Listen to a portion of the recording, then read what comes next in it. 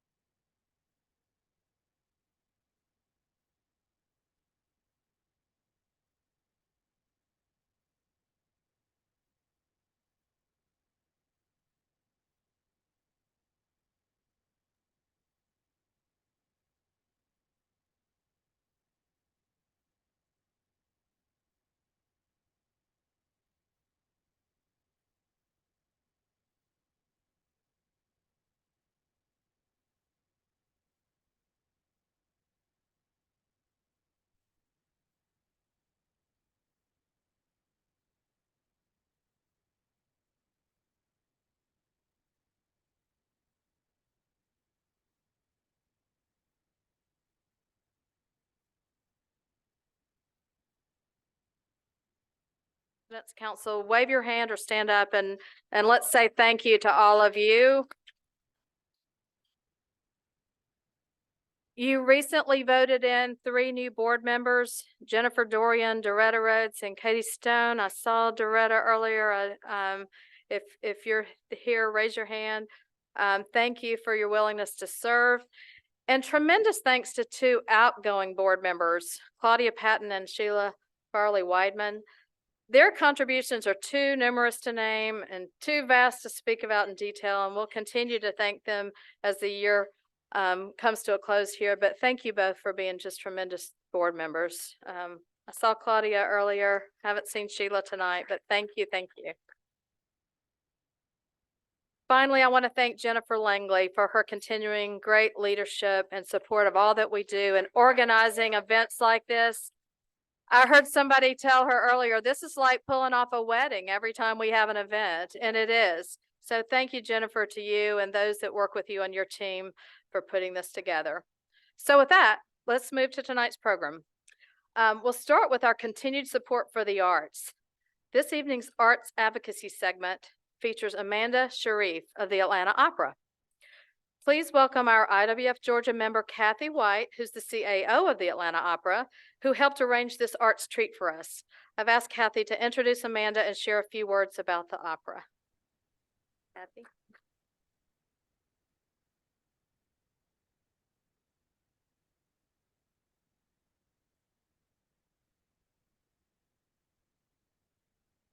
Good evening, everyone. I am thrilled to be here and to talk about the Atlanta Opera. The women in this room, all of you have accomplished many things, but particularly among the group are two who work with us as board members for the Atlanta Opera. Chris St. Clair, who is here with us, helps give us guidance and direction, and Kathy Adams, who is not able to be here tonight. But these two ladies work with us on a continuous basis for many years to help us be what we are today. So I have to start with thanks to them. And then secondly, I want to thank those of you who are subscribers. There are many in this room who come to the opera on a regular basis, and that means a lot to us.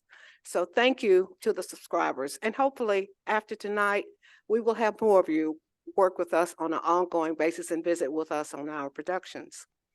I want to just briefly say that you may not know the Atlanta Opera is one of 11 opera companies in the whole country that is ranked as a tier 1. We are at the point of being in the same category as the Metropolitan Opera, the Houston Opera, the Los Angeles Opera, Chicago Lyra. We are increasing the quality of our productions and the work that we do so that as the opera companies are ranked across this country, we are moving up in the ranks. We were the only opera company in the whole country to have live performances during the pandemic. And what we did was to buy a tent. And we set up a tent at Oglethorpe, and then we again here on the parking lot at the Cobb Energy Center so that we had opera outdoors. It was a safe environment for people to come and enjoy the art form and not have to be isolated. So it was very well received, but it helped us as we moved forward during a time that most opera companies were shutting down. We have the ability, which you may not know, to actually produce the productions that you see. We aren't like a touring company where you bring in a show from another city and you have it show on the stage. We actually build the sets. We make the costumes. We build the scenery. We get the props. We put it all together. We hire the singers. We have the orchestra members who are part of our staff, the stage hands, so that in our productions, we generally have about 400 employees that are involved somehow in that production. So it's not just a small operation as we may tend to think of it without realizing that. We are looking at having two focuses at the Atlanta Opera. Our core strategy, which is our main stage productions, and we have 4 of those a year. And then we have our explore strategy. And I have to give credit to Chris for helping us in defining this and looking at what we would do as one of our leaders in our strategic planning moments. But what we do in terms of our explore strategy is to look at ways to bring new audiences in. So part of that includes our Discovery series. We have 2 Discoveries productions a year that are not here at the Cobb Energy Center, but rather in different neighborhoods around the city, so that we bring in new audiences. And we'll do new works, new types of operas that again will expand those who are interested in this art form. We've been in business about 45 years. And as we have gone through our core strategy and explore, we're now doing a lot with film.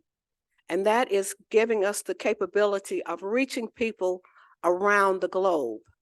We have been having our operas shown in 11 different countries at this point. So it's not just what we see here in Atlanta, but rather we're able to expand it so that we are becoming an international thing to which we're reckoned with. So we are very, very proud of that. And then lastly, I just want to mention as part of our new works, we have partnered with Morehouse College so that we have what we call the 96-hour opera every spring. And in that 96-hour opera, we bring in BIPOC composers and librettists from around the world. So they come in from various countries, as well as many right here in the United States in Atlanta.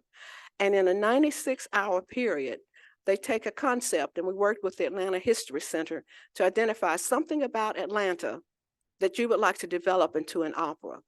And in that period, they write the music, they teach it to the singers, do some minor staging, and then at the last night of the event, they actually perform those operas. They're 10-minute operas, okay?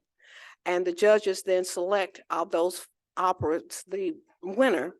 That winner, not all of them will get money, but that winner will also get a commission to develop a full opera for us for a couple of years later. So with that, we are expanding our audience, but also giving opportunity to those that otherwise may never be known as composers and librettists and those who are developing operas around the country.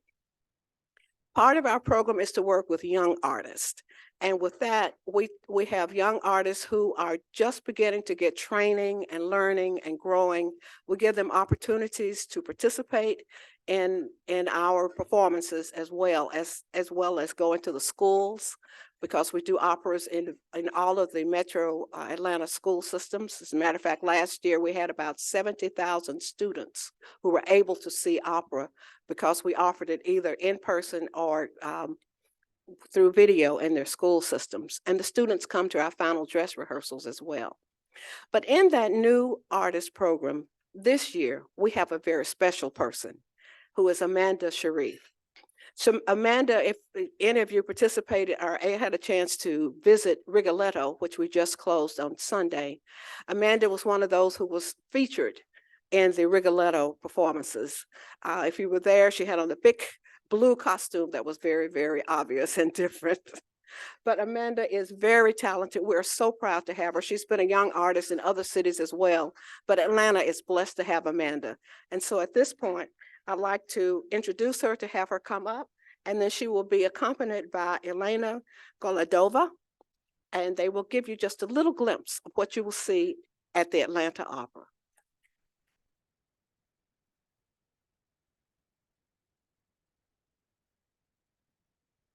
Hello, I will sing, but I just want to give you a little context as to what's happening in the arias that I'm singing. So today or tonight, you will hear two different arias. The first aria you will hear is called Quando Men Vo. And essentially what's happening in this aria is this young, feisty girl named Musetta is trying to win the attention of her ex-boyfriend, who is not really paying her any attention. And she's like, oh no, you're going to pay attention to me. And then I'll give you the synopsis of the second one later so you can see the difference. So here is Quando Men Vo from La Bohème by Puccini.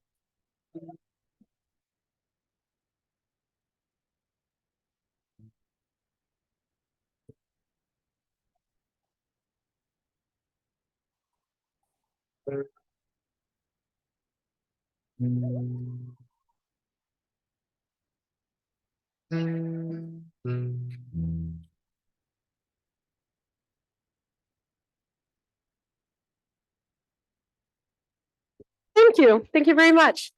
The next aria you're going to hear is another feisty character. I play those girls a lot. And her name is Narina, and she's essentially at the beginning reading this fairy tale about a man who says, "I'm going to sweep you off your feet, and you will be my damsel in distress." And she's like, "Oh, no, no, no, no. I know how to trick a man.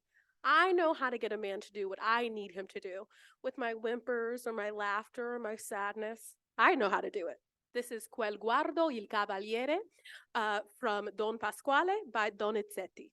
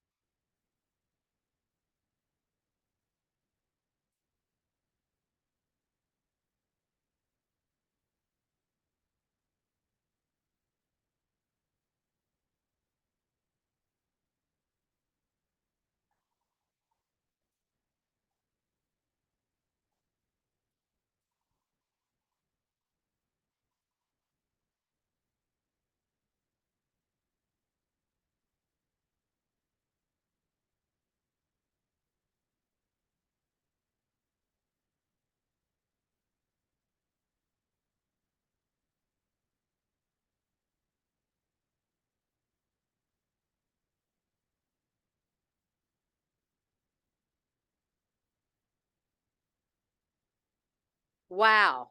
Bravo indeed. That was just fabulous. Thank you so much, Amanda. And thank you to Kathy and to the Atlanta Opera. It's great to be here in your fabulous home and really enjoyed that. Now I'd like to invite Bentina Terry to the stage for a few words about Georgia Power's commitment to IWF and to introduce our esteemed speakers for tonight.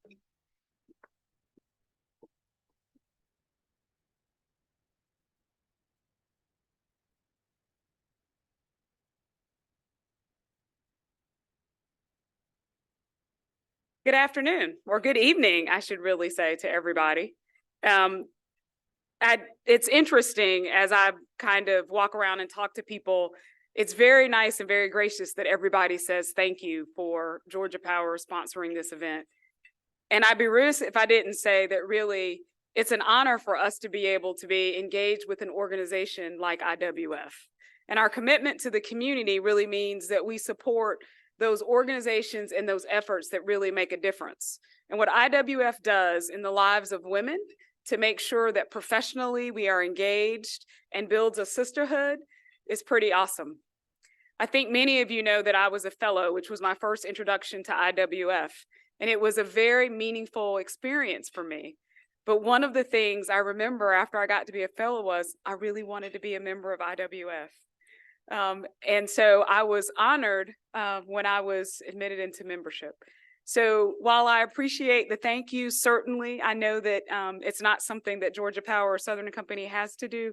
Just know that it's a gift to us as well to be involved with IWF. So tonight I'm going to introduce thanks. And I'm going to introduce our speakers for this evening, or our moderator and speaker. And so Lynne Borsuk, who is a trial lawyer and a community leader. As a lawyer, she specializes in white collar and criminal defense matters. She's been honored by her legal peers and has been elected as a fellow of the American College of National Trial Lawyers, top 100 trial lawyers. She has authored 2 legal books and numerous articles and has many other academic accolades. Lynne is also a member of the civic and nonprofit community, recently completing her service as chair of the board of the counselors of Oxford College at Emory University. Among many other roles for service to our community, Lynne is very actively engaged. Please join me in welcoming Lynne, who is moderating what we're sure is to be a fascinating discussion. The discussion is with Sally Yates.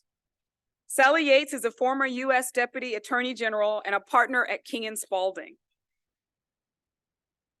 Her specialty at King and Spalding is in special matters and governmental investigations, and she leads the firm's crisis management practice. Sally's deep experience, leadership, and wide-ranging background provides clients with seasoned judgment in difficult times. Her practice focuses on counseling clients in complex and sensitive matters, including government enforcement and regulatory matters, congressional investigations, compliance, corporate governance, and crisis management. Drawing upon her nearly 3 decades at the Department of Justice, she specializes in internal and independent investigations for public and private organizations and boards. Sally is consistently ranked Band 1 in the Chamber USA. She is revered for her work in the government, and her reputation precedes her. Sally wins praise from all corners of the market for her impressive white-collar criminal defense practice. She draws on her experience as Deputy Attorney General in her skilled handling of high-stakes investigations brought by government bodies. As the second highest ranked official at the U.S. Department of Justice and as Acting Attorney General, Sally was responsible for all the DOJ's 113,000 employees, including prosecutorial, litigating, and national security components. As an accomplished trial lawyer and a fellow of the American College of Trial Lawyers, Sally has tried numerous high-profile cases. Now that's the bio that's written here, and it's certainly very stellar. And I would be remiss if I didn't say I didn't know who Sally Yates was until one night when I turned on the TV, and she was there. And myself, as a recovering lawyer, I'm always fascinated, but more than that, impressed by the things that we do as women lawyers. We all know what's not on this bio I read is that she has a badge of courage from taking a stand that she felt very strongly about. Not every acting U.S. deputy, not every acting Deputy U.S. Attorney General would be here today to speak to us tonight, even though this bio is impressive. It is because of what she did that is not in this bio that makes us all want to really speak, hear from her, and understand and emulate and just be so incredibly impressed by what you've done, Sally. So we are looking forward to the conversation. I invite Sally and Lynne to the stage. Thank you.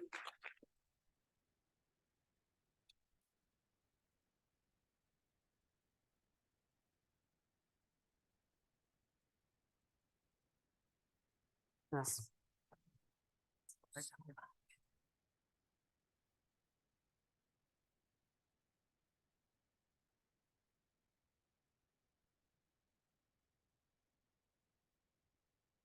But I didn't know that you were going to do an intro to Sally, and I so appreciate you doing that. And there are a few other things that I want to share about Sally's wonderful background. So some of us know Sally from Atlanta. You know, she's a Dunwoody High School graduate and a University of Georgia journalism graduate. It was a brand new high school back when I went there. So that tells you how old I am. University of Georgia journalism, University of Georgia law, the daughter of former Court of Appeals Judge Quillian, the wife of the wonderful Comer Yates, who's a friend to many of us in this room, and a mom to 2 wonderful adult children. And Grandmother. grandmother. Yeah. Oh, that's phenomenal. And we all know of Sally's work nationally with the Department of Justice. She started her career at King and Spalding in the civil litigation unit. Can you hear me well? Okay. And then joined the U.S. Attorney's Office many, many years ago, and that's where we met. Sally rose to become head of the Public Integrity Unit at the United States Attorney's Office. And I would argue to you that that is the most important unit at the United States Attorney's Office. Keeping our government honest is of critical importance to all of us. As a trial attorney, Sally prosecuted Mayor Bill Campbell, and that was an important trial. And then you prosecuted one of the crimes that broke the city's heart, and that was the Olympic Park bomber. And then you left and went with President Obama to become the deputy U.S. attorney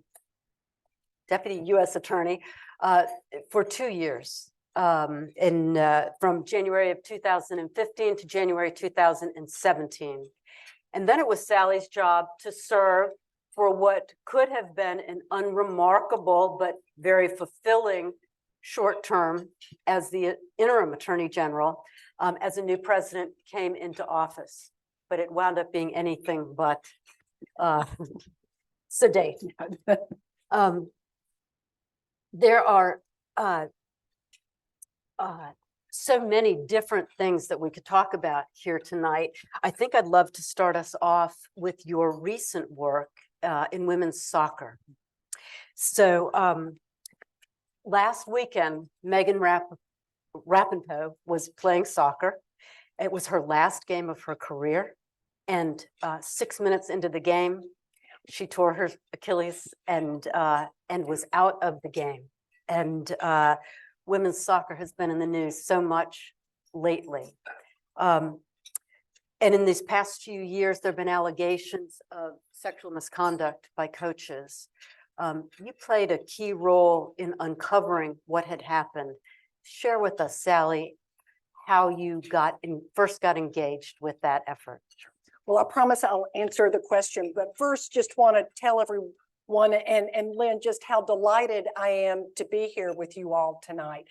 I see so many old friends, and it's just a wonderful chance, and I'm honored to be invited. And actually, I think we could reverse the pen here, and I could interview Lynn, because you have somebody sitting here who is one of the most accomplished, talented trial lawyers, in the country. So it's an honor. But if I really had my druthers, I think I would cede all of our time to Amanda and let her continue this, because I didn't even think I liked opera that much. And then, I was just captivated. So that's, so thank you for being here tonight. But you're right. You all may have remembered a couple of years ago, there was a big story that erupted in the Athletic when there were two players in the Women's Professional Soccer League, the NWSL. And can you all hear me? I can't tell here. Okay. In the NWSL, who bravely came forward and told about their experiences with some coaches in the NWSL who had been sexually abusing them for years. And this just was an absolute bomb that was dropped in the NWSL. All of the games stopped. Players were refusing to play. It was a real crisis of confidence in women's professional soccer. And we were hired to do an independent investigation for the U.S. Soccer Federation. And when I say an independent investigation, what that meant was we weren't defending the U.S. Soccer Federation. They hired us, but our job and our mission, and they were good on this, was to say, you go out and find the facts, whatever they are, and they committed up front publicly that they would make our report public before they even knew what we were going to say. And what we found, disturbingly, was not that there were a couple of bad apples, but rather that there was systemic abuse that had been going on in women's professional soccer for years and years, multiple teams, multiple coaches. The league had essentially turned a blind eye, and the U.S. Soccer Federation had pretty much done the same thing too along the way. And so we issued a report that named names, not just about who had perpetrated the abuse, but who had been given notice of this and looked the other way, and made a series of recommendations, significant recommendations of changes that needed to be made within the system. Long story short, a number of coaches were fired. Some of the owners were forced to sell because the fans, when they read about this, would not support those teams anymore. And what to me is just so gratifying is Mana Shim, who was one of the young women who came forward in the article to The Athletic, went to law school in the interim time from when this abuse had first happened, and now she is at the U.S. Soccer Federation charged with implementing Wow. all of the recommendations that we had made and holding US Soccer accountable for that. And so it's been, yeah, just and what was, so we had a team, an all-female team from our law firm. How about that? That's it amazing. wasn't that long ago before, I don't think you could Yeah. have scared up 15 Yeah. women at King and Spalding to do an investigation, much less, so we fielded an all-female team and they poured their heart and souls into this. I mean, it wasn't just their heads, but their hearts. And we really felt an incredible responsibility that if these players were going to trust us with their stories, that we needed to do right by them. Now, we weren't representing them. We were doing an independent investigation, but that's why it was incumbent upon us to call it absolutely straight and not to shy away from naming names. And I think it is generating real change. It's not going to change overnight. But one of the things that I was struck by, and I promise not every answer to every question, No, will be this is long, great. we'll never get through this, right? Is that the number of people who read this report, or maybe the summary of the report, and who could relate to the dynamic that these professional soccer players had experienced in their own lives. I remember one woman who was a surgeon telling me it sounded like her residency when she read it. I mean, so this is not something that is peculiar to just a women's professional soccer or even a sport, but almost any environment that is so heavily male dominated, and particularly where you have like one person or a small number of people who have so much power over these women and their profession and whether they're going to advance or not. So it was incredibly difficult. I mean, just horrific stories, but really gratifying as well. Sally, it's phenomenal, and phenomenal that you were given the opportunity to truly be independent, to do a wholly independent investigation. As we think about all the different sort of business sectors that are represented out here, what process did you go through, and what would you advise business leaders? How would you advise them to structure something to uncover this sort of bias and mistreatment of employees, or in this case, athletes? Well, look, I'm not suggesting that every organization, when you got a problem, you ought to go out publicly and say, okay, we're going to investigate and we'll let you know exactly everything that we find. But here, there were two women, Cindy Parlow-Cohn, who is head of the U.S. Soccer Federation, and Karen Lizzo, who was the general counsel. They had the judgment and foresight to recognize that anything less than full transparency in this kind of crisis wasn't going to do it. And they had some board members that were wringing their hands and were all upset that they had promised to be open and transparent about this. It's the only thing that saved women's professional soccer, was their willingness to do that up front to try to earn back the trust. So not every situation is that kind of crisis where, an organization or a whole group of organizations there will live or die on something. So you have to calibrate your response, I think, to what it is. But one of the things that I've seen both when I was at DOJ and in private practice, it's rarely a good idea to stick your head in the sand.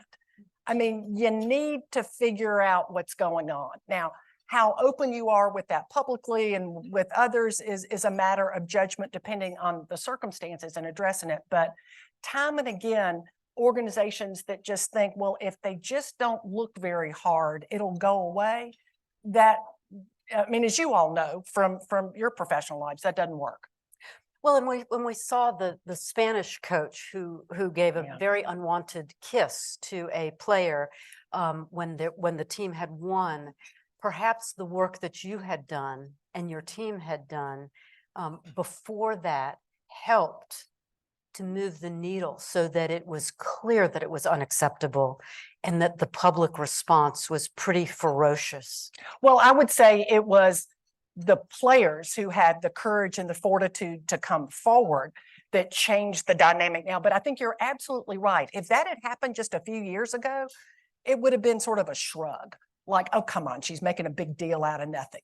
But I do think that because these players, Mana and Sinead, and then others came forward, that it has informed not just the soccer community, but the public at large, the fan base, who, I mean, that's what, for example, Karen Lizzo, the general counsel, the gutsy general counsel I just told, just yesterday, she was named as the president of the Chicago Red Stars, the women's team there that had been run by one of the worst offenders in terms of turning a blind eye to this, who was forced out by the fans. They just refused to support the team anymore because of him.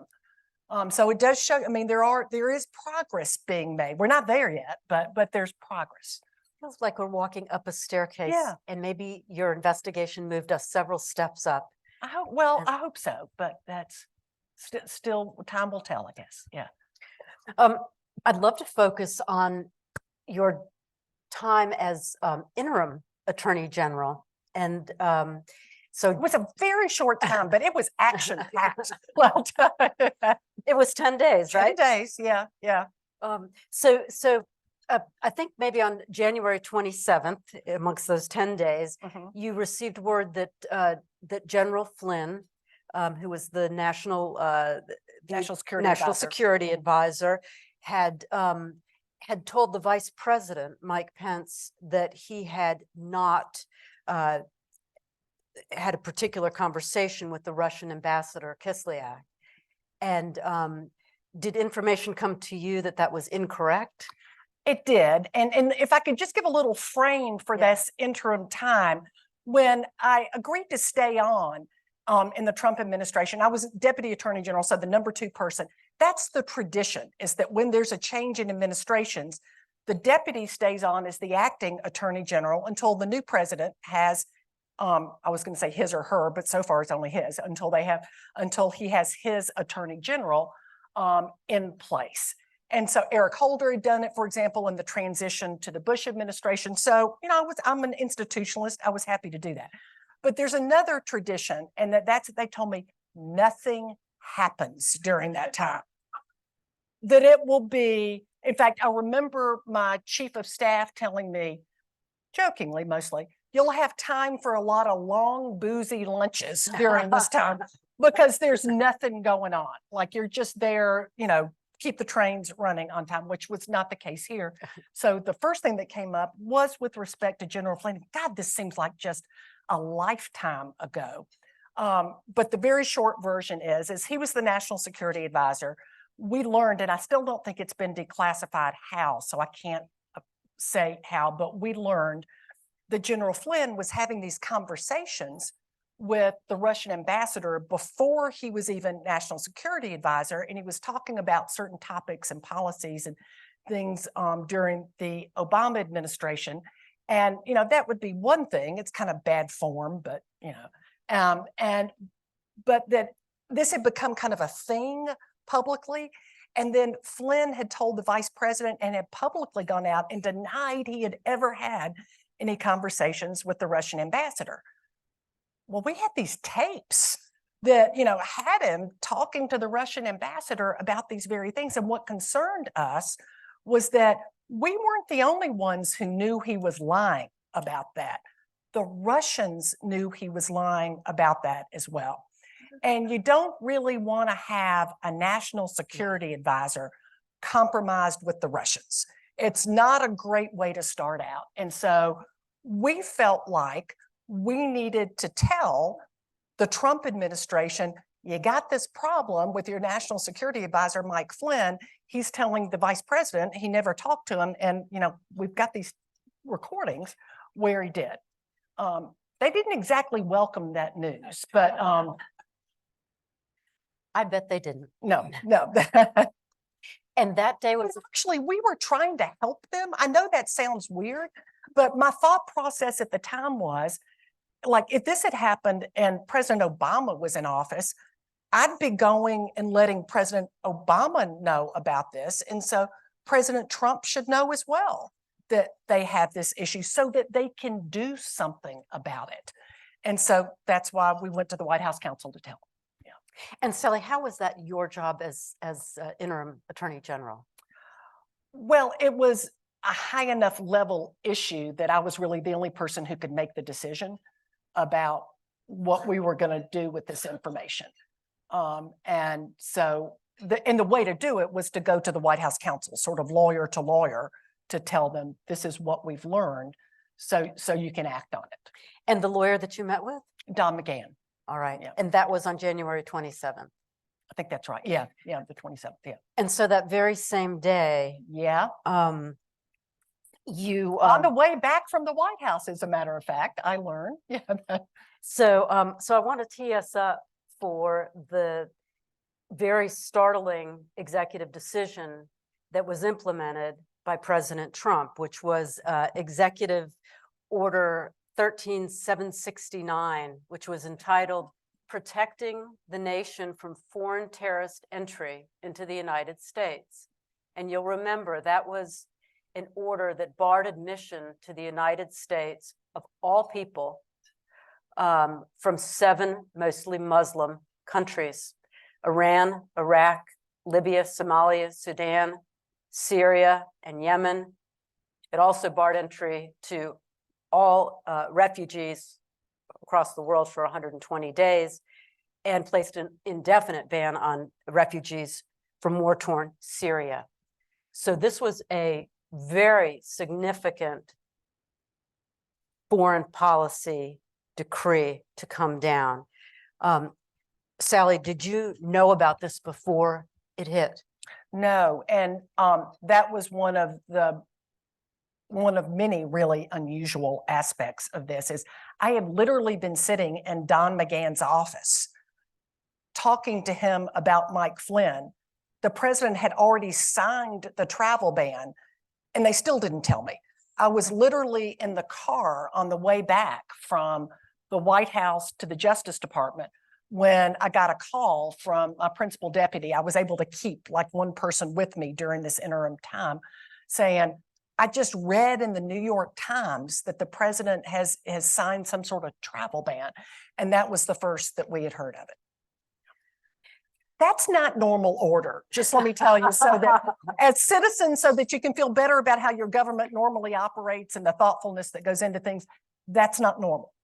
So share with us, what were your thoughts and what was the process that you undertook to try to determine how you would respond to this?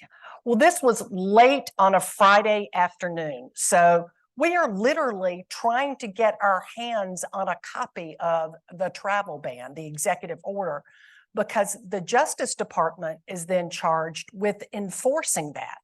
And there were people who were literally midair when the president signed the travel ban, who then were landing and going to be turned away and sent back. So they get on a plane not knowing anything about this, and then he signs the travel ban. And it's the Justice Department, it's our lawyers all across the country in U.S. attorneys' offices who are charged with defending that, when then there are lawyers, which was one of the most heartening things, that showed up at airports all over the country to represent people who were then being turned away. And so the first thing we did was try to get a copy of it, try to figure out, reached out to the White House, to other folks who were substantively responsible for this, to try to find out, what is it you're trying to accomplish here? Who's in, who's out? It was incredibly confusing. People with green cards who were lawful permanent residents were turned away in the first travel ban, were excluded. So it was a mess. So over the weekend, we were trying to grapple with that and figure out, what is it that they're trying to do here? And what are the parameters of this travel ban? And then first thing Monday morning, one of the judges who was hearing when somebody shows up and they've got a lawyer and they're contesting this, she ordered the AUSA who was there that she wanted by the next day to know, what is the Department of Justice position on the constitutionality and lawfulness of the travel ban. So now it's your problem. The question is put squarely to us at this point. What is DOJ's position on this? And if you can tell us, who did you convene, and how did you How did you sift through this very complex matter and very pressing matter? I remember the entire country being upset about this. Yeah, you know, it's all right now. It seems like a bit of a blur. This is all happening so quickly. I mean, normally at the Department of Justice, for something like this, by the time something would get to me, it had been through 15 different levels of people, and they've all done pretty memos, and they've been analyzed, and they've all been reviewed. And, you know, so by the time it gets up to me, it's been really distilled down. I'm literally on Westlaw looking up cases. I mean, this is how it was over the course of that weekend. But then when the question is joined, what is DOJ's position? I brought everybody in, as I would normally do, who had anything to do with these issues, our Civil Division, National Security Division, Office of Legal Counsel, all of those folks, that included both Trump appointees, because it's all Trump appointees that are there now, the career people who were there, you know, that stay throughout. And again, the one assistant that I still had that was left over from the Obama administration. And we started talking through it. And we spent a good bit of the day in that conference room going through the parameters of the order, the lawfulness of the order that's sort of is analyzed somewhat separately from constitutionality of it. And I can't go through, I mean, I can't go through a lot of the details of that, but at the core of it were two things. One, to defend this, I was told our lawyers will have to go into court. I'm going to have to send lawyers into court to argue that religion had absolutely nothing to do with this. And this is despite all of the statements that President Trump had made, both on the campaign trail and after he had been elected, of his intent to effectuate a Muslim ban. Nobody around that table really believed that it was true, that religion had nothing to do with that. And then secondly, it struck not only at the constitutional core of the country, but also the core of our ideals and who we are as a people. And discriminating against people based on religion is the antithesis of the foundation of this country. So I was going to have to send DOJ lawyers into court to argue something not true that goes against a fundamental founding principle. That's not what you do. I mean, I don't think any lawyers ought to go in and argue things they don't believe are true. I sure don't think Department of Justice lawyers should do that. And so that's when I've decided to say, no, we weren't going to defend it. And look, I get there are people out there, particularly in sort of the legal world, that would say, look, if you had a problem with it, maybe you should have just resigned instead of ordering the department not to defend the order. And I get their perspective on that. And I think, you know, maybe that's what they would have done had they been in that position. But the difference is this, is that I wasn't like the head of the civil division, and I wasn't like one of the lawyers who was going to go in. I was the acting attorney general of the United States. I was responsible for the entire Department of Justice and the integrity of the Department of Justice. And so my resigning would get me out of this mess. I mean, I wouldn't have to dirty my hands with it, but it still left the Department of Justice there in that same position. And that just seemed like punting to me on what your job is. I mean, my job at that point was to be the acting attorney general. So that's what I did. And yeah.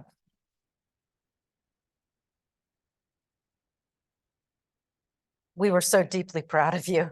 Yes. Deeply proud of you. It takes people of integrity. It takes inner strength. And it's got to come from a well deep inside of you to know that this is just simply what you've got to do. You had been with Justice for almost 30 years at that point. Did you realize in refusing to do it that that would mean a likely much quicker end to your justice tenure? I mean, I certainly recognized there's a good chance I get fired for this. I mean, if I hadn't recognized that, I was too stupid to be in that job. So, on the other hand, and maybe this is kind of Pollyannish of me, there was also part of me that thought, okay, maybe this will get their attention and they'll put a pause on this. Yeah. And they'll think through what it is they're actually trying to accomplish and and just stop for a minute and go through the legal analysis and process that normally something like this would go through.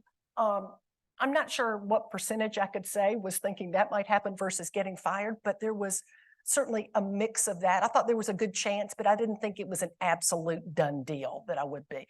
Turned out it was an absolute done deal. Yeah, that I would be. But it's part of the role of lawyer as counselor as Yeah. well, right? And as attorney general to counsel, had you been given the If I'd been opportunity. given the opportunity, I would have told them what a terrible idea this was. Yeah. And why? Yeah, and why? Yeah, exactly. And look, I don't know that I would have been able to persuade them otherwise. You know, this thing didn't go through sort of normal process. It was Steve Bannon and Steve Miller who cooked this thing up. I sort of picture them like in a closet, sort of, so it wasn't like it went through a normal process, a national security process where you would normally identify what you believe is a national security threat. You would identify then what the different ways are of mitigating that threat, what the implications would be. I mean, there's a process for a process. reason Yeah. on this, and all of it guided by what's lawful and constitutional and consistent with who we are. But that didn't happen. So And dropping on a Friday afternoon with yeah. no prior yeah, warning and with Right. people in the air. right. People in the air and just, you know, again, it seems like a lifetime, but you know, it wasn't just lawyers that showed up. I mean, there were just thousands of people across the country that showed up at airports to protest this. Yeah. And I got actually, people were very kind and lots of letters, but a letter from a family that had shown up at the airport with their little son. And they sent a picture of him holding this sign that said, "Welcome immigrants" on it. That they said, I get kind of teary thinking about this. They said that they wanted their son, they went to the airport with him. Sign was bigger than he was, you know, went to the airport with him because they wanted him to know who we are as Americans. I mean, that shows you there's a lot of good out there that, you know, when things like this happen, that, you know, taps into that for people. And, yeah, I mean, so they ultimately withdrew that travel ban because it did get struck down a number of times. And then they kept sort of revising it and revising it and revising it until they finally got something that would pass constitutional muster, sort of. Yeah. Yeah. 5-4 anyway. So that was a remarkable, just phenomenal. Thank you, Sally. and Yeah. and I appreciate that, but Yeah. I mean, I told you on the phone, my dad was such a believer in this. You know, there's an old Southern expression, you don't congratulate a man for not robbing a bank. And I kind of feel like with this, that you do your job, it's what you're supposed to do. That I mean, don't get me wrong, I appreciate it very much, but Yeah. I'm also a little uneasy with the idea Yeah. that we would, you know, for doing the right, what you're supposed to do in your job. You know, Sally, 2 weeks ago, there was on the cover of the New York Times, there was an article that said, seeking lawyers to bless Trump's full ambition in any second term. Oh. And they spoke about seeking a different type of lawyer for his final battle against demonic enemies populating a deep state. Demonic, wow. Demonic. Okay.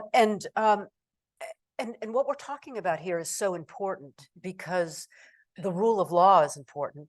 Our institutions are important.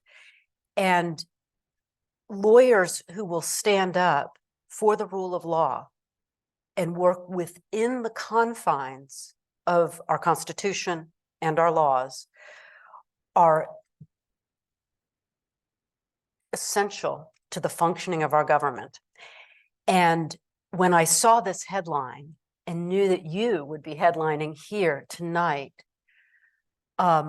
I actually felt a sense of sadness wash over me because we need public officials who are dedicated to the good of the public. A president is certainly entitled to set his or her own priorities, but they must be constitutional and they must be lawful.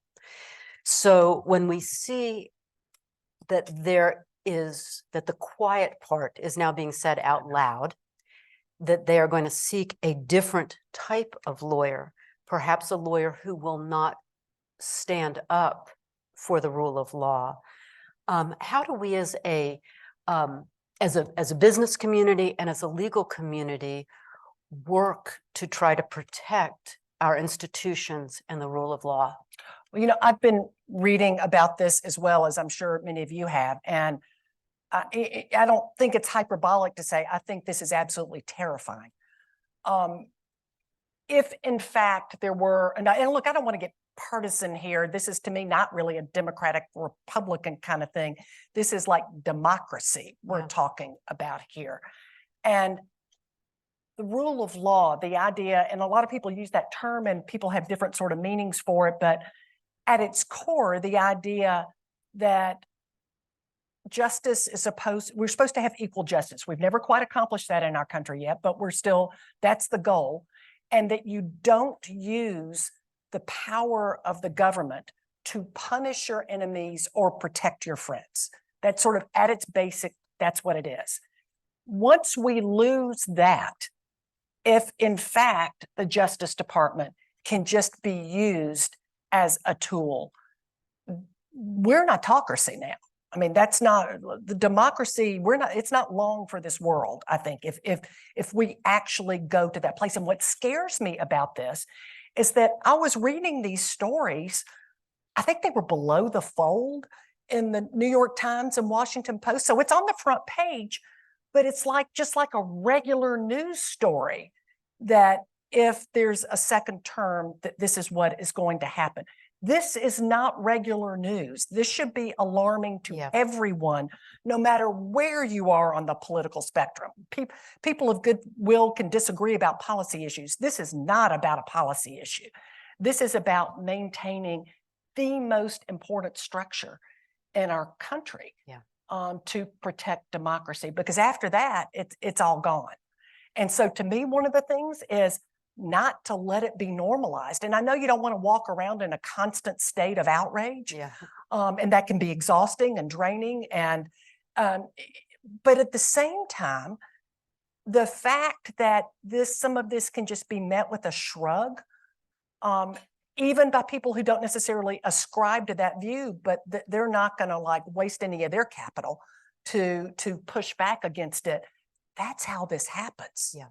And that's what I'm worried about. So one of the things I think we do is, whether it's in just your personal interactions with friends or colleagues or whatever it might be, you don't let them boil the frog slowly here. You don't let this be normalized, and you make it clear, whether it's to your local officials or, elected representatives, just how out of bounds anything even approaching that is. To demand it, because now it's just another news story, which I think is really scary. God, I'm being a real downer here, aren't I? Yeah, I got to.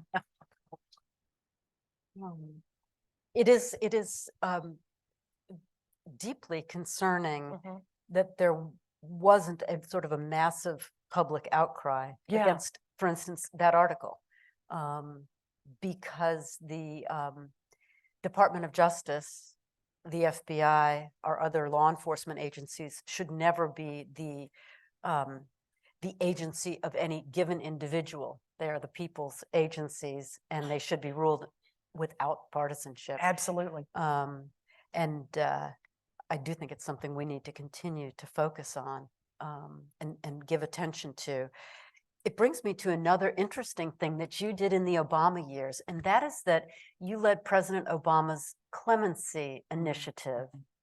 And if I have it correct, there were 16,000 petitions for clemency. So remember, clemency is a pardon that someone might receive, or a commutation of a sentence, or a sentence reprieve, or a reprieve from restitution.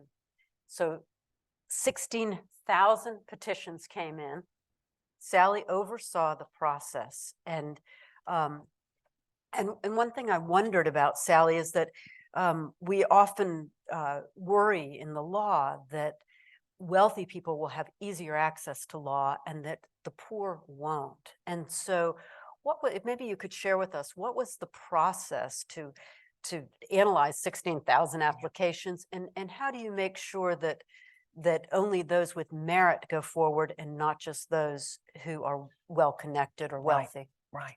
Well, the clemency initiative was based on a desire to want to address what we call lower level nonviolent drug offenders who had been sentenced back, particularly 80s, 90s, even 2000s, to sentences that are just wholly disproportionate with the wrongdoing. I mean, you may remember the crack epidemic.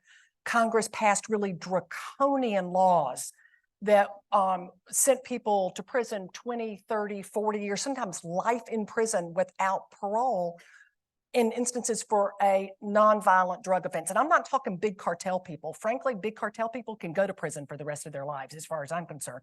I'm talking about the street level offenders here. And, you know, it wasn't just a handful, because this was, you know, at a time when it was like people felt like they just couldn't get tough enough on crime. And if we just send them all away forever, then our streets will be safe. And it was just fundamentally unfair. And so President Obama really wanted us to take a second look, essentially, at people who were in that situation. And so prior to the time I actually became DAG, it had started before that, they developed various criteria, because there are thousands and thousands of people there, but various criteria that would be used to evaluate these applications, and particularly ensuring that it's somebody who truly was nonviolent, and who, for example, if they were prosecuted today, would get a substantially lower sentence than they did at the time, and they've had good conduct in prison, so the risk of recidivism is lower. The goal here was to do justice. You know, it's not just prosecuting people and sentencing them that is seeking justice. Sometimes it's going back and fixing things that were unjust results at the time. Yeah. And President Obama felt very strongly about this. You know, it's a risky thing for a president to do this, because all it takes is one person that the president commutes the sentence, and that person goes out and commits an offense. You all may remember back Willie Horton. Yeah. Back in the, but yeah, so that's, that certainly has racial elements to that as well, that was used in Willie Horton. But all it takes is one person who does that then can undermine the whole initiative, that scares everybody off. And so we were very exacting about who would receive clemency here. And this was at President Obama's direction, because he wanted to ensure not just that the people that he was commuting the sentences for, that they would get out, but he wanted to essentially embolden his successors, presidents who would come after him, to be willing to do the same thing. And so we felt like it was really important that we be careful about who it was we essentially let out of prison early. Now, look, there still were some risks there. And so we went through, and there was a pardon attorney office, and we put together a whole group of people to review them. And then they, you know, there were some that were just so out of bounds, I didn't look at them. There were the ones that we had a red, green, yellow system, and a yellow folder for each person. And gosh, I brought, you know, every weekend I would come home, it would be stacks of yellow folders. And the thing was, though, is that it was so moving, because there was a life inside every one of those yellow folders. And it wasn't just that person, it was that person's family and their children and the people who were impacted by their being in prison for longer than they needed to be there for public safety reasons. And so it was, Can you see why she was such a good prosecutor? Because she Yeah. cares about people. well, and President Obama, look, I would be reviewing these things late into the night. I thought I had a busy job. His was a little busier. And he didn't review the same number I did, but he reviewed a lot of them. I mean, Wow. he would spend hours at night At the end, particularly where we were trying to get them through and get them done, he would spend hours going through. And we're really proud of what, you know, with his leadership here, what we were able to accomplish. Look, there are people out there that I know were disappointed who did not get clemency in the Obama administration. I absolutely understand that, but he did so much more than any president before him has ever done, and any president since so far has done. But I think he has demonstrated that presidents need to take ownership of this special authority that they have and not use it for connected people. Like, I never even looked at the names. I mean, these were not these were not people who had friends or that kind of thing. Yeah. That's not what this initiative was. Well, and it's so wonderful to think that there can be redemption, that people Yeah. can be let out and live free again. Yeah. You know, I wouldn't have been appropriate for me to be, but I wish I could have been a fly on the wall for just like one of the phone calls that was made from the defense lawyer to his or her client, letting them know. I mean, They cried. I guarantee you they imagine. cried. You had clients, didn't you, in the clemency initiative? I can tell you that the people cried Yeah. because to be let out of prison, and for folks who were nonviolent, Yeah. to be let out of prison is a beautiful thing. Yeah. I'm going to take us back to the summer of 1996. We were all I was speaking to, I'm sorry, interrupting you, yeah. to a group of law students at Georgetown this morning, and I was asked about the Eric Rudolph case. Yeah. Where you're going, they had not been born at that time. So that's like, yeah. All right. We had all been born. And we were all in downtown Atlanta that summer of 1996. We were at the games, we were at the concerts, we were in the beautiful Centennial Park. It was a dream come true for Atlanta, and we were so proud and joyous and happy. And then the unthinkable happened. And there was that awful bombing during the concert. And Eric Rudolph was eventually charged. And Ken Alexander was the U.S. attorney at the time.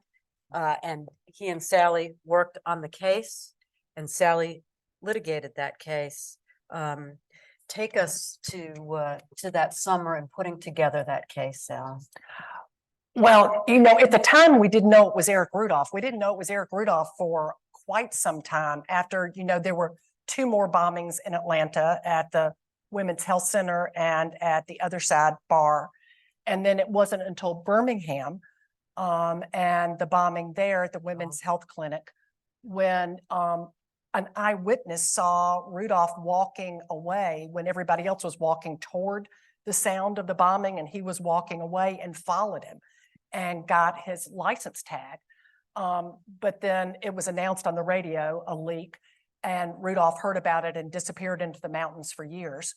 And then was found dumpster diving in a Taco Bell in Murphy, North Carolina, with a brand, you know, there's something sort of full circle about this too.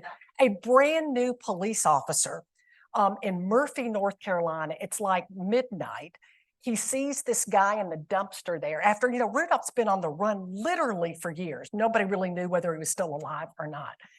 He sees this guy, he arrests him, he brings him in. He has no idea who he has, absolutely no idea.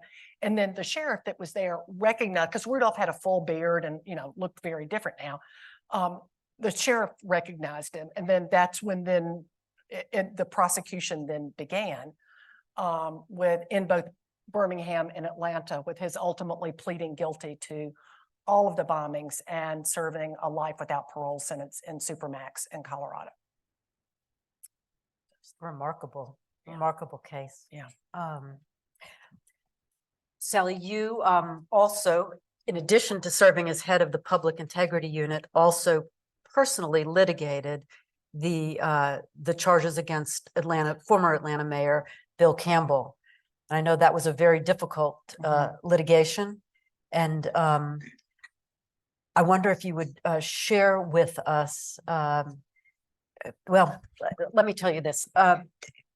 When white collar crime, political corruption can be very hard to prove because the wrongdoer, the briber, is not going to typically write a check or use a credit card, and the public official is not going to take a check or a credit card. It's going to be very hard to trace. And Sally did one of the smartest things I've ever seen in one of these trials, and that is that she used the ATM habits of the former mayor to show that prior to taking bribes, he had gone to the ATM on a regular basis and taken out a regular amount of money. After the bribes started, those ATM visits stopped. And it was devastating and brilliant. And I'd love some recollections for you from that trial. I know that was an important trial to the city and an important trial for you professionally. Yeah, well, I did mostly specialized in public corruption cases, so prosecuted a number of public officials, so made enemies on both sides of the aisle in this, but that's the way it's supposed to be. I mean, that's, when I hear sometimes people talking now about people being politically motivated to go after somebody or other, and I'm not saying that that never happens, but when I was in the U.S. Attorney's Office, I had no idea what the political affiliation was of any of the other prosecutors. It wouldn't have been something that I would have cared about, would have known about. It's just not part of the equation. And so, it was everybody from Mitch Scandalakis and Linda Shrinko to, as you mentioned, the former mayor, to the brother-in-law of a sitting federal judge. I mean, so it's the full range of people, but I actually believe that that's the only way there's true accountability, is if it doesn't matter who you are or what your connections are, that the people who are enforcing the law are endeavoring to do it in as even-handed a way as possible, even recognizing that there are going to be a lot of people who won't be happy about that. Yeah. And you're right, white collar cases are not ones where, it's not like a bank robbery where you have to kind of get inside people's heads a bit and be able to prove to a jury, not just what they did, but what they were thinking when they did it and what their intent was. And that can be tricky. And Lynne is one of the best at poking holes in the government's theories as a defense attorney there. Yeah. Thank you. Yeah. Sally, this has been remarkable and so interesting. And I think that it's fair for me to say that we all applaud your internal moral compass, and your combined with your smarts just gives you so much potential to do anything you could want. Any thoughts on what you might want to do next career-wise? Oh gosh. How often do you ask a 63-year-old what you're gonna do next? Would you consider politics? No, I'm not. Public service is still where my heart is. I mean, King and Spalding, don't listen to this, but Yeah. no, I'm as private practice. I mean, I'm having a great experience there. I don't mean that, but I wouldn't have stayed at the Justice Department for nearly 3 decades if that was not, something that I felt not just in my head, but in my heart. And so, yes, I'm still drawn to public service, but running for office, don't you just think you have to know what feels like? That just doesn't feel like me. And I think you have to feel like yourself. And so that doesn't. But if there are other opportunities for public service that come along, I would absolutely be interested in that. That would be wonderful. Yeah. We thank you so much, Sally. Thank you. Well, thank you all. Yeah.